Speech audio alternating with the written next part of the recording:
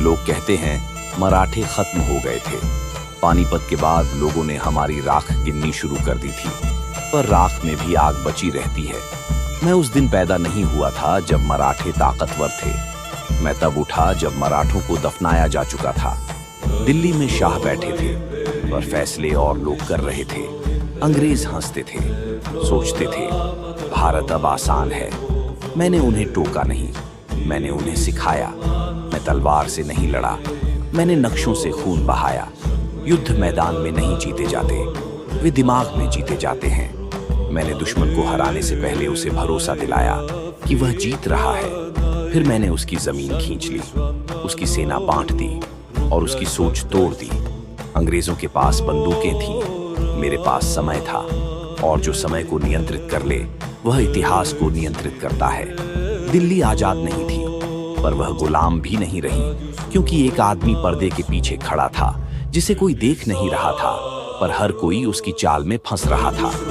मैं राजा नहीं बना, मैं सिंहासन पर नहीं बैठा, मैंने सिंहासन चलाया। और वह आदमी जिसने मराठों को मौत से वापस खींचा, जिसने अंग्रेजों को भारत आसान नहीं होने दिया, महादजी शिंदे। लोग कहते हैं मराठे खत्म हो गए थे। पानीपत के बाद लोगों ने हमारी राख गिननी शुरू कर दी थी, पर राख में भी आग बची रहती है। मैं उस दिन पैदा नहीं हुआ था जब मराठे ताकतवर थे। मैं तब उठा जब मराठों को दफनाया जा चुका था। दिल्ली में शाह बैठे थे, पर फैसले और लोग कर रहे थे। अंग्रेज हंसते थे, सोचते थे भारत अब आसान है।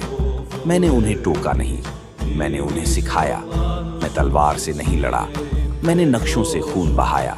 युद्ध मैदान में नहीं जीते जाते, वे दिमाग में जीते जाते हैं। मैंने दुश्मन को हराने से पहले उसे भरोसा दिलाया कि वह जीत रहा है। फिर मैंने उसकी जमीन खींच ली, उसकी सेना बांट दी और उसकी सोच तोड़ दी। अंग्रेजों के पास बंदूकें थीं, मेरे पास समय था, और जो समय को नियंत्रित कर ले वह इतिहास को नियंत्रित करता है। दिल्ली आजाद नहीं थी, पर वह गुलाम भी नहीं रही, क्योंकि एक आदमी पर्दे के पीछे खड़ा था जिसे कोई देख नहीं रहा था, पर हर कोई उसकी चाल में फंस रहा था। मैं राजा नहीं बना, मैं सिंहासन पर नहीं बैठा, मैंने सिंहासन चलाया।